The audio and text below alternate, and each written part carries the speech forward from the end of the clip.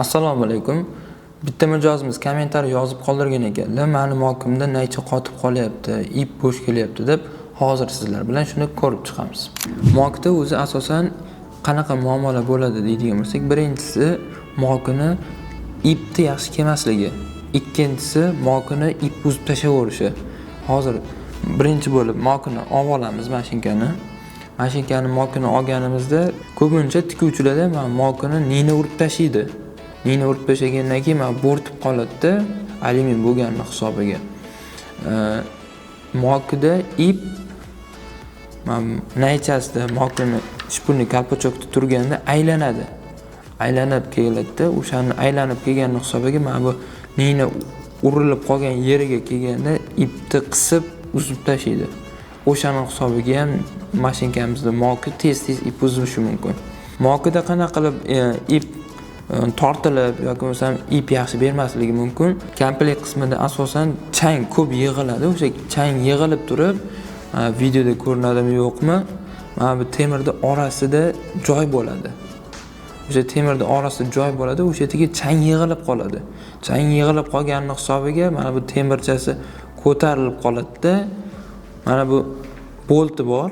Mokini bo'sh qattiq kelishini to'g'rilaydigan bolti bor. O'shani mana o'zining mashinkaning ichida atverkasi chiqadi. O'shan bilan qotirib bo'shatasizmi, foydasi yo'q. Nima uchun? Chunki mana bu orasiga musor yig'ildimi, bu temirning orasi ko'tarilib qoladi.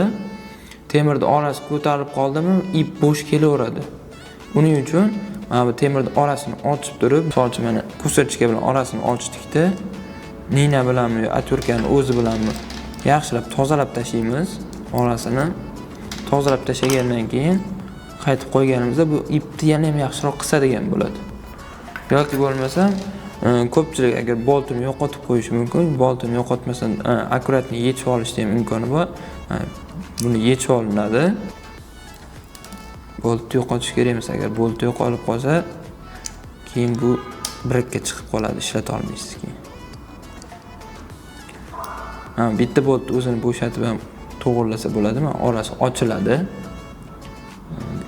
Ko'rishingiz mumkin, temirning orasi ochiladi. Usullarni yaxshilab tozalab tashab, agarda mana bu temir doimiy qisilgan holatda bo'ladigan bo'lsa, bu plastinkachasi tekis bo'lib qoladi. O'shanaqa holatda mana atverkani tiqib turib, qo'l bilan bunday bosib qo'ysa, o'rtasi ochiladi-da, ochilganning hisobiga ipni yaxshiroq qisadigan bo'ladi.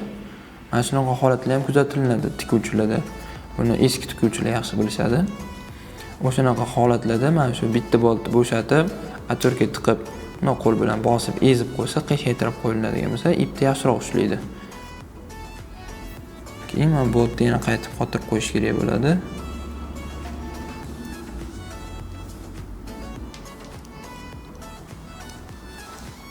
Boltini qotirib olganimizdan keyin ana endi orasi toza, plastinkamizni qiyshaytirdik.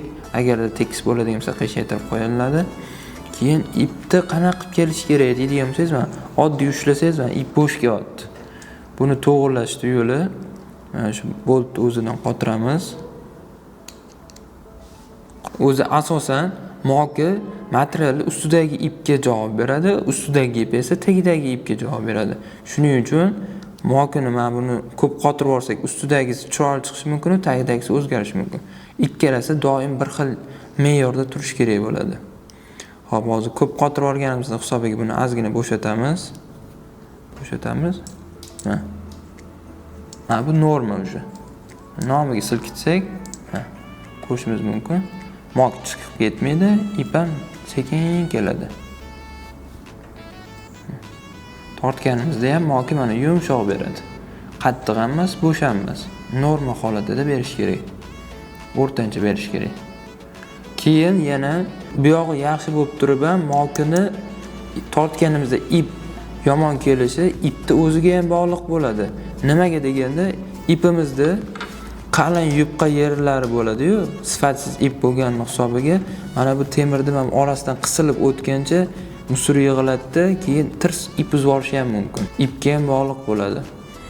Yana qo'shimchasiga mokiga ip o'raguncha ko'pchilik mashinkani o'zini regulatordan ip o'tkazmaydi, qo'lida ip o'raydi.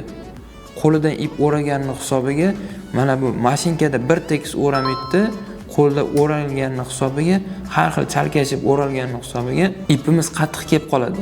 Bir xil yerida bo'sh bo'ladi, bir xil yerida qattiq bo'ladi. O'shani hisobiga ham mokida ip o'ralishini hisobiga ham ip bo'sh, qattiq bo'lishi mumkin. Doim mana bu mokidan yoki bo'lmasa mabetidan yoki bo'lmasa mashinkadan bo'lmaydi. Tikuvchini o'zidan ham ayb bo'lishi mumkin. O'sha narsalarga e'tibor berish kerak bo'ladi.